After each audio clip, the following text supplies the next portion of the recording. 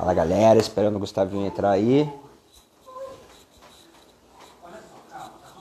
Tudo bem, Gabi?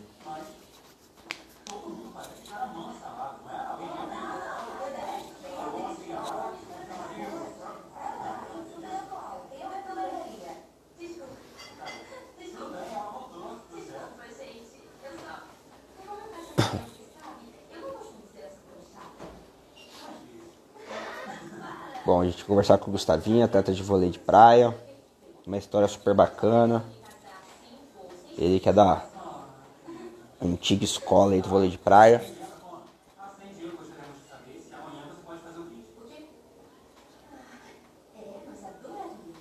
Vou ter um papo com ele, contar um pouco da trajetória dele agora. Vai dar mais um tempo.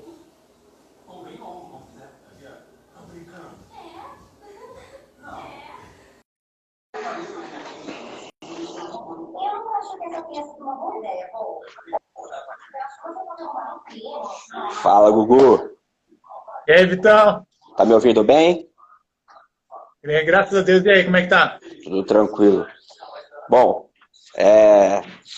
Tá todo encapotado aí, bicho? cara, aqui tá frio. Você não tem noção. E tá bastante frio aqui. Bom, Gustavinho, a gente tá fazendo uma série de live aí, né? A gente veio no decorrer dessa quarentena fazendo algumas lives. A gente Sim, conversou com os técnicos da Seleção Brasileira de Taekwondo, conversou com a sim. Larissa, conversamos com outros atletas que tivemos aí do Taekwondo, e até teve uma passagem com um amigo meu que é do atletismo, foi atleta olímpico, é Sim. atleta olímpico, né? Então ele contou um pouco da história dele também. Então, assim, o nosso intuito é a gente aproximar, né, as pessoas do esporte, principalmente aquele esporte que não Sim, tem tanta mídia, visibilidade, que nem o futebol, o sim. basquete, né?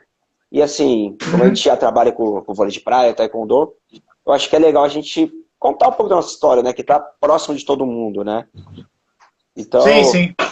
vou pedir para você se apresentar, falar um pouco de você para o pessoal conhecer. Beleza, então eu sou Gustavo, né? Eu sou atleta de vôlei de praia desde 1995, que eu disputo o Campeonato Brasileiro. Comecei no indoor, né? A maioria dos jogadores, quase todos, começaram jogando quadra, ginásio. Joguei um bom tempo, até os 16, 17 anos, depois eu comecei a migrar para a praia, né? Essa migração demora um pouquinho, né? Durante muitos e muitos anos eu me senti mais um jogador de quadro do que de praia. Aham. Mas essa transmutação se deu é, e hoje eu estou aí, eu sou 100% jogador de praia hoje em dia. E faço parte também do time lá de Campinas, né, da equipe lá do Márcio, que o Vitor também colaborou muito tempo e ótima colaboração, né, emprestando aí o seu sangue, a sua atenção, o seu conhecimento. E tem outros atletas aí de muito valor lá também em Campinas. E hoje em dia o São Paulo deu um grande salto em número de torneios, né? Tá de parabéns São Paulo aí com os torneios. Estamos aí. Bacana, bacana. Você falou que dessa transição, né, da quadra para areia que acontece constante, né, no vôlei, né? Às vezes tem uns Sim, atletas que começam direto no vôlei de praia, acho que hoje em dia até mais, mas acho que sim, de um tempo mais não tão distante assim, o vôlei de praia sim, acho que tinha muito isso, né? O atleta, ele se iniciava na quadra, tentava a carreira, e às vezes ele se apaixonava pelo vôlei de praia, ou às vezes por algum motivo ele migrava, né? Isso acho que é muito sim, comum, né? Só que sim, a gente que trabalha com vôlei de praia tem um pouco desse conhecimento e sabe que são esportes diferentes, né? Por mais que sejam vôleis, né? O esporte é totalmente. totalmente diferente, né? Né? E eu queria saber um pouco de você, assim, já que você falou que você é um pouco, vou colocar assim, né? Começou já há alguns anos no vôlei, né? Como que para Sim. você, no decorrer dos anos, essa evolução do vôlei de praia, como que foi para você participar, né, ativamente? É.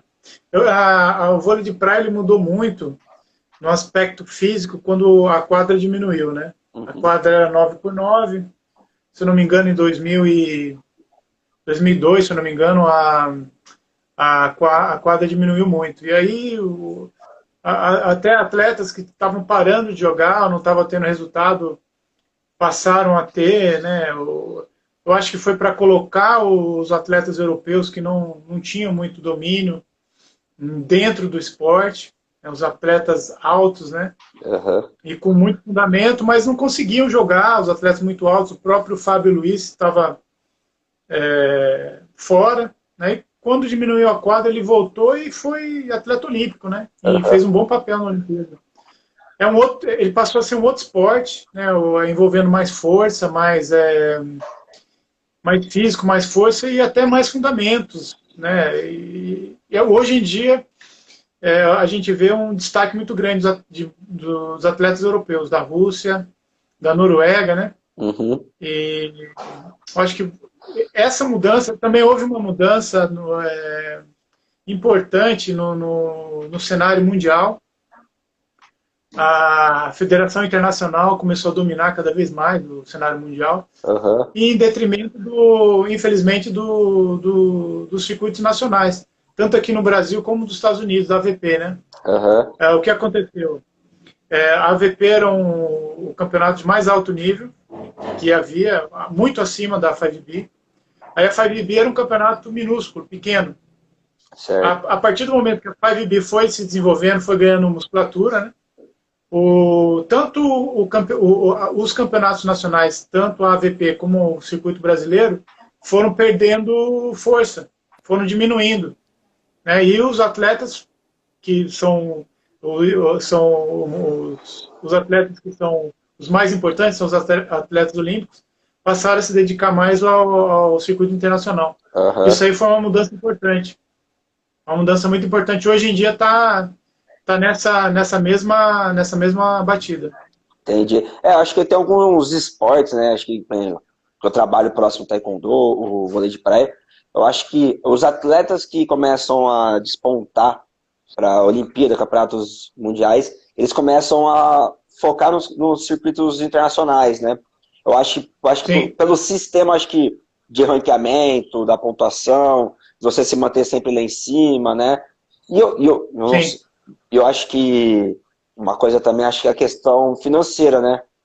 Por exemplo, você vai para um campeonato na Europa, às vezes você pega um circuito de 2, 3 campeonatos seguidos em países próximos, né? Isso faz com que sim, você faz pontuação mais alta participando, né? Às vezes só sim. participando, nem sempre ganhando, né? Acho que os dois esportes acho que se equivalem a isso. E aí você acha que com isso também, você acha que o vôlei de praia ficou um pouco mais... Eu acho que hoje em dia acho que ele é muito mais técnico, né? É, bom, o que eu vejo é que houve uma evolução muito boa dos atletas na parte técnica dos bloqueadores, eu achei. Aham. Eu vejo no circuito mundial os bloqueadores com muito fundamento. Principalmente os bloqueadores que estão aí os times que estão entre os melhores, os bloqueadores com um fundamento muito refinado de toque. Aham. Toque. Antigamente a gente não via tanto assim o pessoal mais alto, né, com tanta habilidade no toque Entendi. e na recuperação de bola, né? O jogador de fundo está mais ou menos no mesmo patamar. O que houve com a diminuição da quadra é que realmente a força tem que estar bem desenvolvida nos Aham. treinamentos, nos jogos. Se o cara não tiver a força para virar bola, naquela quadra pequena, um bloqueio muito grande, os bloqueios evoluíram muito em termos Aham. de altura. Né? O alcance do bloqueador hoje em dia, antigamente você tinha aí um Ricardo, né, que era o grande bloqueador. Hoje em dia, os bloqueadores, os grandes bloqueadores, tem vários que alcançam muito mais alto que o Ricardo no bloqueio. Aham. Né? E passou a ser um esporte de realmente força, alcance, e houve uma evolução técnica do bloqueador no toque, com certeza. O físico hoje é muito importante, né? E deixa eu te falar, Sim, voltando ao que você tinha falado, né? Da evolução do esporte em São Paulo, né? Porque São Paulo, no litoral, acho que não tinha tanta essa prática, e acho que começou a crescer bastante na parte do litoral também, Sim, mas principalmente interior e capital, né? Que por mais que não tenha sim, praia, né? Eu acho que foi um esporte que acabou desenvolvendo nos últimos anos, né? Como é que você sem vê essa dúvida. evolução do estado, perto de estados fortes, por exemplo, como o Nordeste, Rio de Janeiro, Espírito Santo, né? E acho que até o Paraná também teve essa evolução grande, né? Olha, é, nós demos sorte porque aqui em São Paulo apareceu o circuito da Copa São Paulo, campeonato. A federação estava fazendo muitos torneios, agora deu uma baixada, mas a Copa São Paulo tomou conta. E tem feito vários torneios, acho que rivalizando com a Copa São Paulo, somente o estado de Santa Catarina, que tem os torneios também bons. Aham, Eu acho que em virtude mesmo da diminuição dos torneios e por sorte de ter organizadores como o Lilo, né, que está aham, tomando a frente da Copa São Paulo.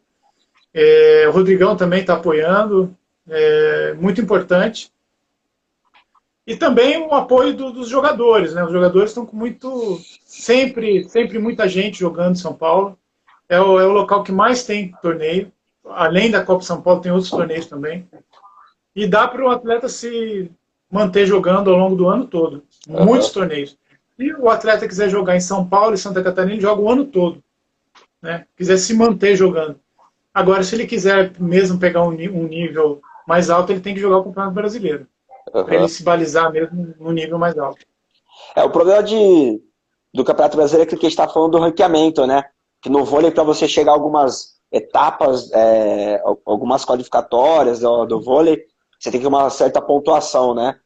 Mas parece que teve uma mudança de regra nos últimos anos, que você tem até o pré-quali agora, né? Sim. Você tem que vencer, você tem que quebrar essa barreira enorme que é para você vencer esses primeiros jogos do pré-quali, entrar no quali, começar a ganhar, você tem que se acostumar a ganhar. Você Uhum. vai se acostumando a ganhar, daqui a pouco você está lá dentro. E eu vejo que Campinas tem vários atletas com condição de estar lá dentro, sem dúvida nenhuma. Aham. O Bonilha, o Luiz, o Pedrinho já estão despontando já bem próximos ali de entrar no torneio principal e um pouco mais se firmar dentro do circuito. Já estão jogando de igual para igual, já não estão mais respeitando ninguém, né? Eu vi uma evolução muito grande do Pedro, Uhum. né, que é um atleta muito talentoso, defensor, muito bom, tá jogando muito bem. O Luiz também, uma evolução muito grande. O Bonilha começou esses dias, já está jogando, é o atleta com melhor potencial físico lá do grupo do Márcio. Aham. E o pessoal está uma evolução muito todos tiveram uma evolução muito grande. O pessoal de São Paulo, estou falando, né? Aham. E você acha que para eles atingir, chegar a passar do quali, você acha que seria interessante para eles jogar às vezes com um atleta já acostumado com o circuito nacional, já ter uma bagagem, acostumado a ganhar, que nem você falou? Ou você acha que entre eles mesmo, uma dupla, casar, e eles ter o dia a dia do treinamento, conhecer a sua dupla, que nem algumas duplas fazem desde a categoria de base, né? Você acha que seria Sim. mais interessante? Varia. Às vezes o atleta ele consegue chegar com alguém do time dele. É muito personalizada a dupla, né? Às Aham. vezes ele tem que pegar alguém mais que está mais tarimbado e com mais ponto, né? Varia. Não dá para bater o martelo nesse ponto, né? Não dá para Aham. bater o martelo. Entendi. É, Realmente não dá. para você, assim, como que tem sido nessa quarentena o seu treinamento, essa transição desse tempo sem competição, às vezes a gente não podendo treinar tanto em lugar público ou em academia, às vezes tem que fazer um treino personalizado. Como para você tem feito isso e como que você vê que os atletas estão fazendo nessa pandemia? Olha, Vitor, para mim a parte física está tranquila, porque eu estou treinando no estúdio, né? Então, o treinamento que eu estou fazendo é um treinamento não só de força, mas também um treinamento de rendimento com muito salto. E salto forte, de alto rendimento, não estou saltando por saltar. Além de eu fazer o treino de força, né, de membros inferiores, membros superiores, 2 vezes na semana eu faço pelo menos. E nós estamos batendo bola aqui, né? Não vou colocar o local. Hoje mesmo a gente bateu bola, eu, o Luan, o Edson, o Edson, o Ítalo aqui de São José, e o Henrique. Então hoje mesmo a gente bateu bola, então a gente está batendo bola 2 vezes na semana, aqui não tá... Tem um local que a gente está podendo jogar aqui com areia boa, uma areia bem pouca. Então a nossa manutenção está assim. Agora a falta de torneio realmente pesa, né? Então a gente precisa ver como é que a gente vai chegar, né? Temos de ritmo de jogo, né? Mas fisicamente a gente está bem. Entendi. Então você acha que, tipo assim, para você ter mantido isso, nessa volta, pós-pandemia, quando voltar os campeonatos, provavelmente vai minimizar os riscos de lesões, mas você acha que estão tentando ficar um pouco à frente dos atletas que nem, por exemplo, cidades que nem Valinhos, até algumas outras cidades do interior que tá com lockdown, e tem algumas outras que tá próximo de ter lockdown, né? Então você acha que isso também ajuda vocês também nessa preparação, tá um pouco à frente? Creio que sim, creio que sim. Eu mesmo já estou aqui na preparação na academia, eu já estou indo para a 12ª semana de preparação. Isso porque eu parei praticamente um mês, né? Paramos um mês de academia. Aí eu fiquei por aqui me virando. Aí quando voltou ainda com muita precaução. Ainda tem precaução, mas a gente já foi passando as fases do treino, né? Eu acho que a gente já tem que até que dar uma segurada no treino, que a gente evoluiu bastante na parte de movimento. E a parte de bate-bola é bate-bola que a gente faz hoje, 1h30, 2 horas de bate-bola por dia, cada 2 vezes por semana. Entendi. Já ajuda bastante. Entendi. E chegando os torneios, eu acho que a gente deve ter uma diferencinha em relação ao pessoal, alguma vantagem a gente deve ter, por estar já batendo bola já há um mês, mais ou menos. Entendi. E você acha que os atletas que não estão conseguindo fazer esse bate-bola e tal, o que você acha que seria o primordial, o que você acha que eles teriam que focar nesse treinamento, às vezes dentro de casa, que não consegue sair, que não tem uma praça, ou algum lugar na rua que eles possam estar treinando, o que você acha que seria legal o atleta estar focando nisso, né? O atleta de vôlei de praia? Treinamento de salto. Treinamento de salto. Você escolhe mais ou menos uns 4, começa na base, né? Uns 2 tipos de salto, que nem eu comecei, salto lateral com altura e salto frontal, né? Como você pega uma base de, sei lá, 50 centímetros, salta para frente e desce. Só um exemplo, tá? Aí você começa com X número de saltos, né? Vai aumentando, depois você começa a mudar, aumentar o leque de tipos de salto, a intensidade dos saltos. Aí depois você passa a saltar com peso, né? Cronometra, começa a cronometrar, ver quanto tempo de descanso, de coisa. Aí quando você vê que a coisa que mais prepara, na minha opinião, é o salto. E a corrida rápida, os tiros, né? É o que mais prepara para o vôlei de praia. A corrida lenta, ela não prepara. O atleta ele vai aguentar jogar por um tempo, mas o salto, tudo que o atleta faz é saltar, né, dentro de quadra. Então o salto ele prepara a tua lombar, prepara o teu joelho, seu posterior, seu anterior. E a parte de força você pode fazer às vezes até com pouco peso ou sem peso. Você faz até a fadiga, né? Alguns estudos que eu tenho acompanhado, o pessoal passa para mim, às vezes você não precisa de muito peso, você precisa fazer o esforço. Então você faz um agachamento, você pega alguma coisa pesada e começa a agachar, faz, sei lá, 30, 40 agachamentos, você não aguenta mais. É a mesma coisa que você pegar, sei lá, 30, 20 quilos de cada lado e agachar 4 vezes, só que você vai fazer muito mais, né? O atleta tem que permanecer em esforço, né?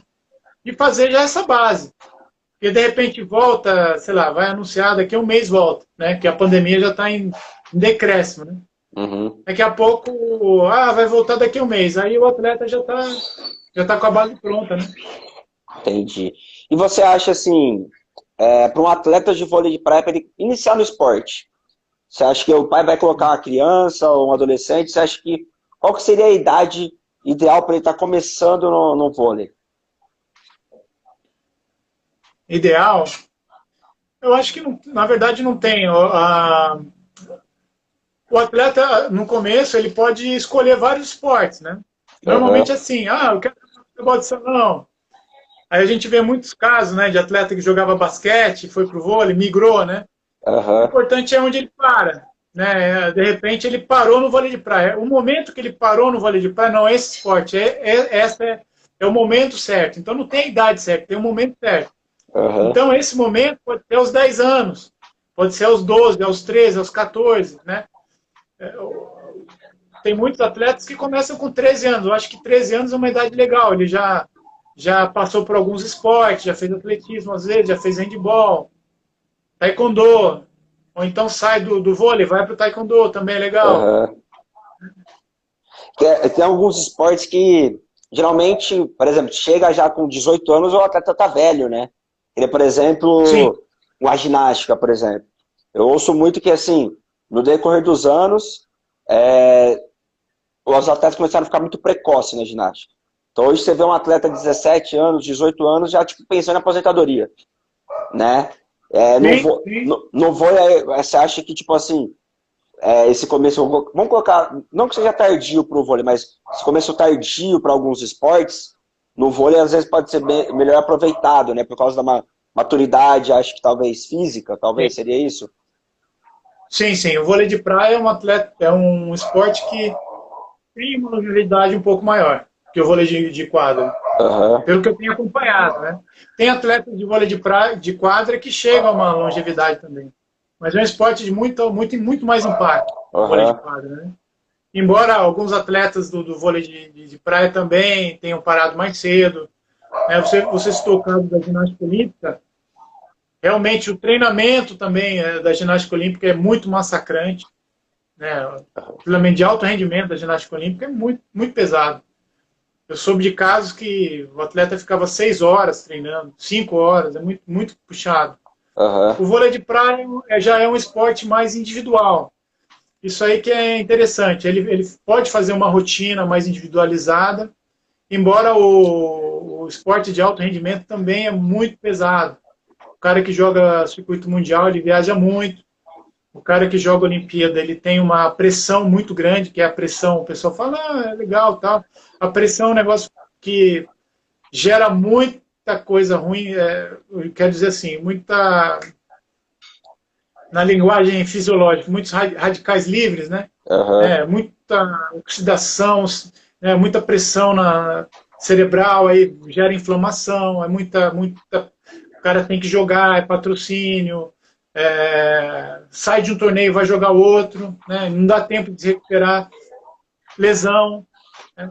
Já o cara que joga menos, o cara que joga em São Paulo, o cara que joga brasileiro, ele pode se recuperar com mais tranquilidade. entendi. Então você acha que Então, nós, a incidência de lesão também pode trazer também essa, tipo, sem aposentadoria dúvida, precoce, assim? sem dúvida, sem dúvida, sem dúvida.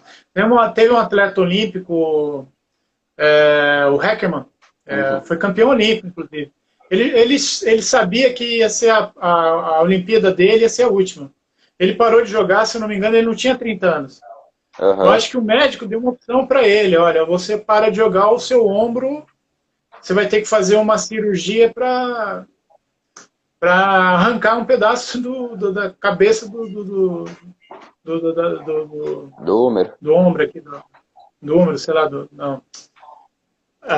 Porque o tamanho do desgaste, dependendo da musculatura dele, gerou muito impacto, né? Teve uma atleta também alemã, campeã olímpica, parou de jogar, se eu não me engano, com 26 anos. Né? Eu acho que deve ter tido um histórico de lesão. Então a lesão influencia muito. Mas não só a lesão. Todo o caminho que, às vezes, o atleta tem que fazer, às vezes é um caminho muito... Normalmente é um caminho muito duro. Né? Até ele chegar a atingir um determinado nível. Então ele passou por um caminho muito grande. De repente o parceiro dele para de jogar, é o parceiro que ele conseguiu ter bons resultados. Aí ele olha para trás e vê que ele ia ter que passar de novo por isso. Ele fala assim, não, então chega, para mim já deu, porque é um sofrimento muito grande até o atleta conseguir um certo conforto dentro do esporte.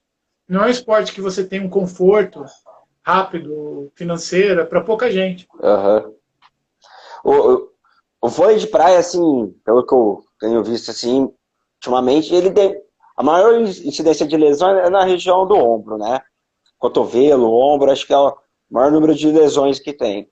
Mas você acha que nessa pandemia, você acha que a parte psicológica dos atletas, você acha que atingiu bastante também? Eu afirmo para você que sim, porque muda tudo. Né? O atleta que está acostumado a viajar e jogar, muda toda a fisiologia, vamos dizer assim, fisiologia psicológica dele. Então ele já tinha programado vários torneios. Né? Hoje em dia, o ano passado eu joguei uma média de 1 a 2 torneios por mês. Né? Então, de repente, você para de jogar, você passa a ser um ex-atleta em atividade. Né? Então isso aí mexe muito com o emocional e psicológico, né? E fisiologicamente também. Vários atletas devem estar com problema fisiológico, inclusive problema de até mesmo que pode gerar até uma diabetes, né? Problema de pressão alta. Porque essa parada repentina, né, gera um problema emocional, né, como você frisou, essa falta de competição, essa falta de interação, né, porque não é só a competição, você tem que se programar, você tem que ir para a viagem, é duro, você vai lá, você passa o dia inteiro, você interage com pessoas, né, você interage com pessoas, e você volta de um torneio, você volta renovado psicologicamente, como se você passasse uma borracha, muitas coisas que você acumula durante a semana, durante o mês, você vai no torneio, você limpa isso aí da mente.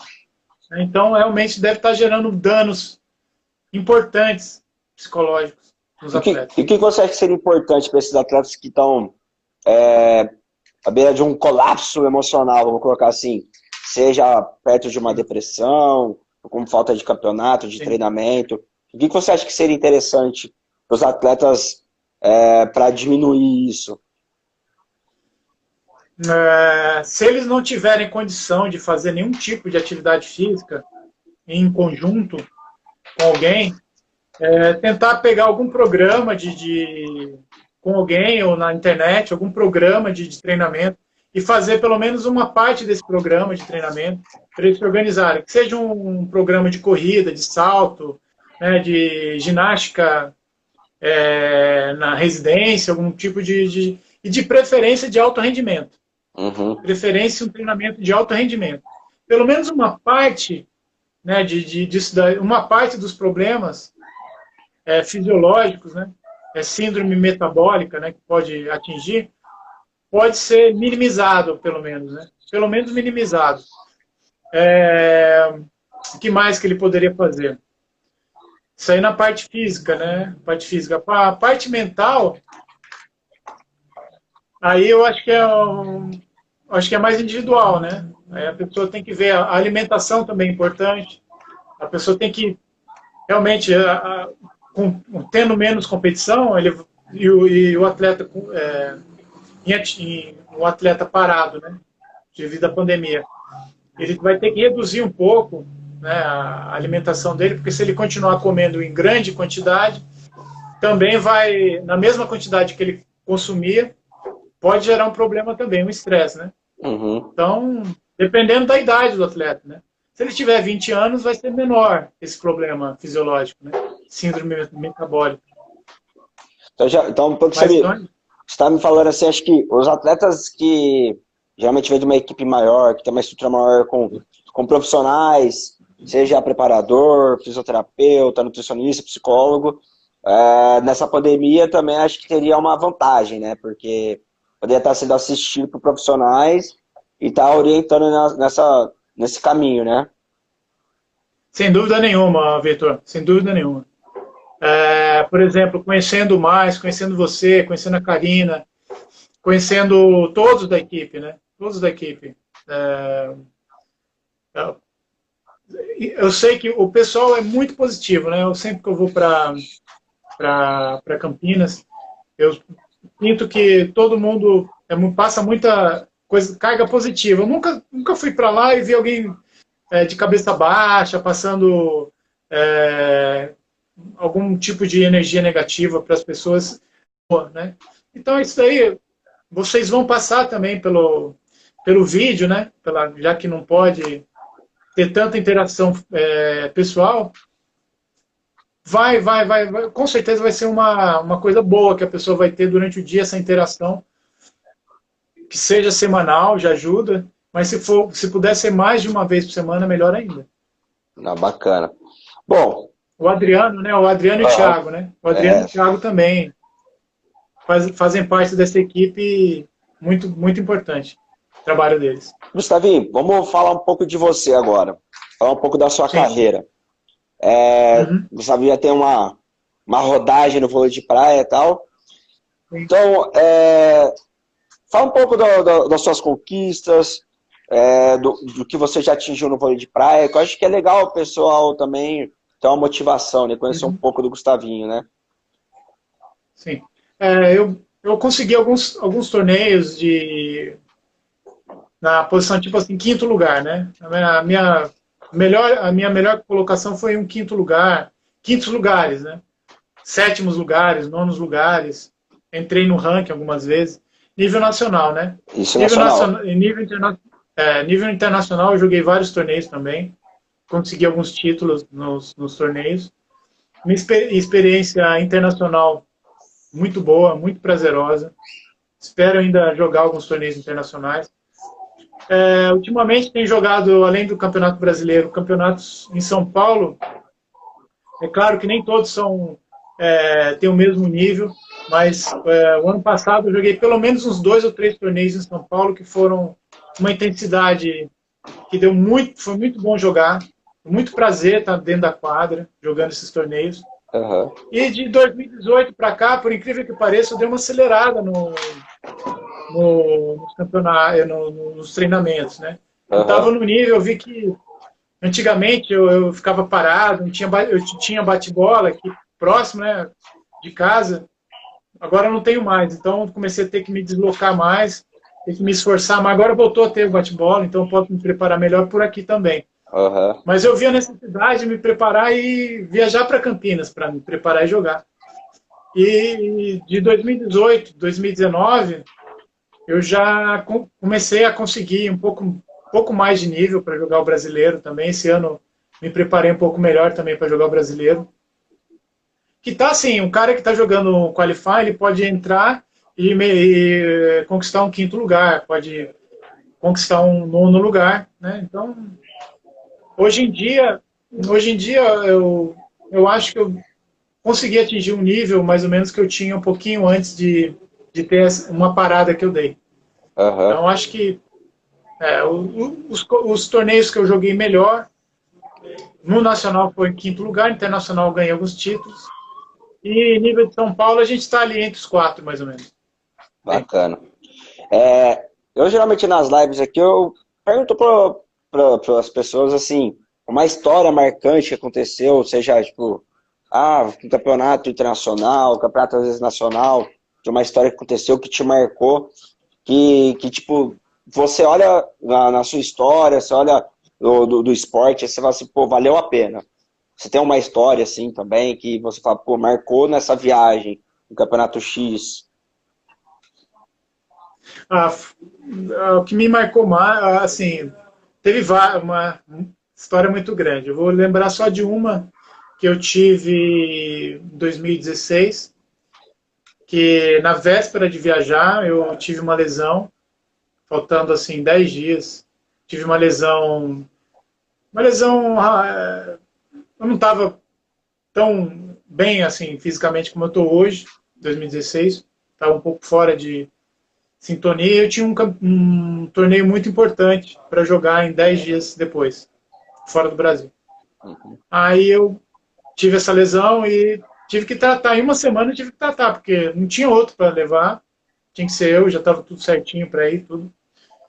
E foi uma semana de muito treinamento, de fisioterapia intensiva, sem fazer mais nada, só fisioterapia. E a gente acabou viajando e tivemos jogos bons e a gente acabou fazendo a final e ganhando o torneio.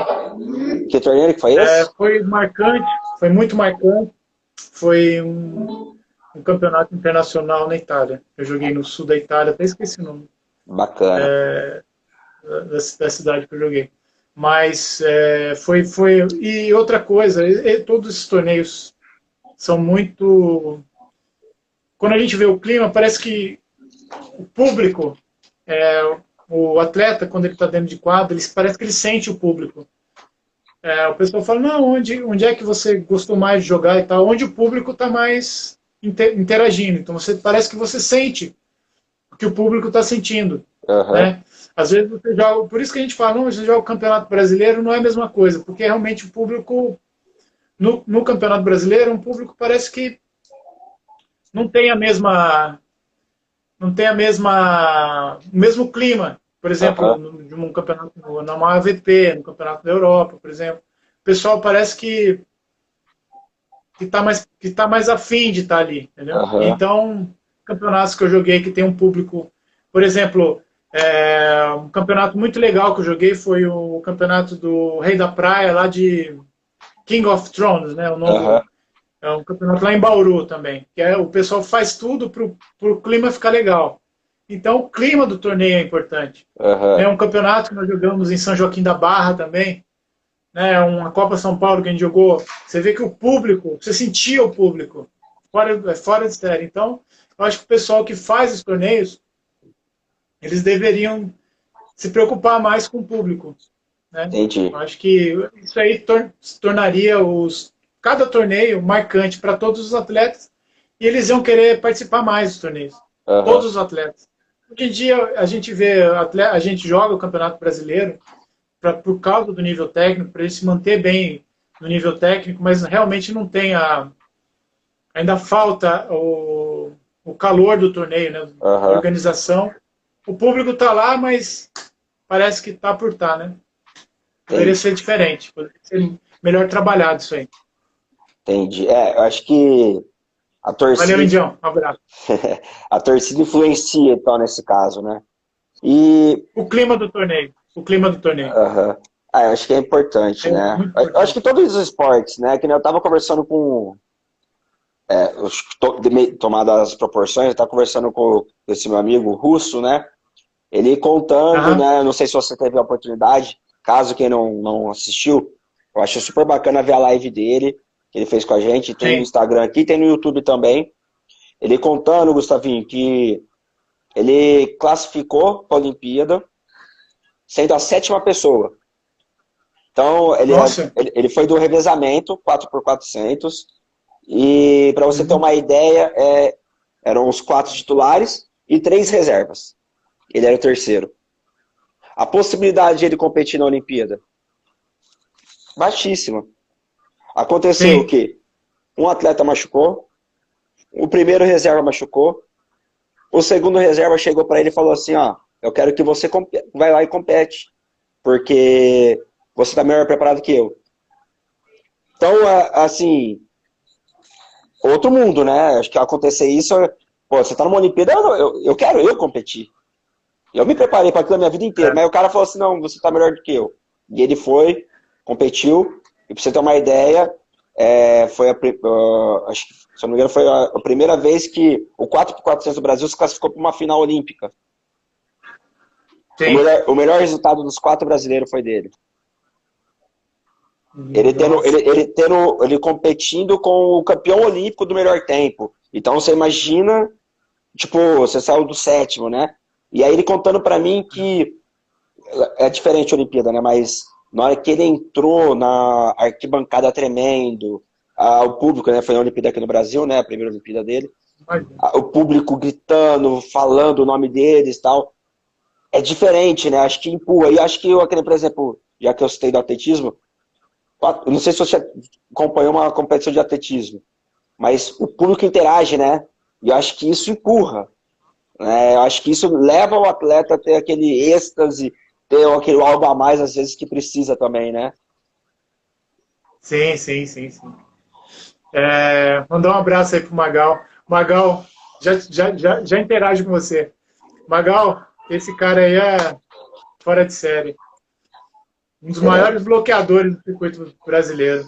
bacana. Então, você está falando de Olimpíada, né, da história desse cara. Eu acho que assim, foi um cara, nesse caso, foi um cara que não desistiu, né? Ele continuou achando, né, que poderia estar, mesmo tendo pouca chance, né? Ele falou assim, não, eu vou continuar e vou treinar e vou me preparar, mesmo sabendo que não teria. A mesma coisa você pode trazer isso aí para um jogo, né? De repente você está num jogo, aí você não desiste do jogo, você acaba numa bola definindo. Uma luta também pode ser assim, né? Sim, Poxa, sim. aquela luta não tá para você, de repente você encaixa uma defesa ou um golpe, porra, você ganha confiança e vai para cima. Uma Olimpíada, se o cara chegar relativamente bem preparado, deve ser uma coisa assim inesquecível, né? Porque assim, o cara vai numa Olimpíada e cai nessa Olimpíada que nem um cachorro no caminhão de mudança, que cai do caminhão de mudança, não sabe onde está, deve ser meio chato, deve ser assim, como se um rolo compressor passasse por cima, né? Aham. Porque você imagina, dependendo do esporte, todos os olhos vão estar voltados para você ali naquela Sim, sim. pista. Imagina uma pista de atletismo lotada, o que é aquilo? Para um cara que E está ele discutiu no acostumado a disputar Maracanã, aqui no né? Brasil. E ele foi no Maracanã, né? É, Diferente, não, né? imagina, aqui o cara vai disputar o Copa São Paulo de atletismo, com circuito nacional. Muitas vezes o cara vai estar ele e a família dele, se tiver ainda, né? Dependendo do local que vai ter. De repente o cara vê aquele negócio lotado, que nem o vôlei de praia na Olimpíada que teve em Londres. Nossa, aquele negócio aí, a partir dali, o vôlei de praia começou a explodir de gente, né? Aham. E todo mundo querendo assistir e tal. A Olimpíada realmente é um negócio diferente, cara. Deve ser uma coisa É outro mundo, né? colossal, né? Nossa. Colossal. Todo E mundo quer é assistir, o né? objetivo de todo mundo, né? De todos os atletas, o objetivo é. Então. Gustavinho, Então. para a gente finalizar aqui, eu peço sempre Sim, para os convidados dar uma palavra, né, de incentivo, que acho que é o momento que a gente está passando, acho que é um sim, momento bem difícil para a maioria das sim, pessoas. É, a situação a gente está, às vezes, não podendo sair de casa, às vezes algum parente, um amigo doente e tal. Então eu peço para sempre falar uma sim, palavra, tá? Uma coisa que queira falar, seja um incentivo sobre a sim, tem, pandemia, seja um incentivo ao tem, esporte, se tem pé seu, tem, tá?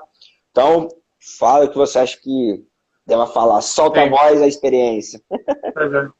Queria eu mandar um abraço primeiro para os amigos que assistiram aí, né? Pro Indião, pro Magal, para todo mundo aí que assistiu.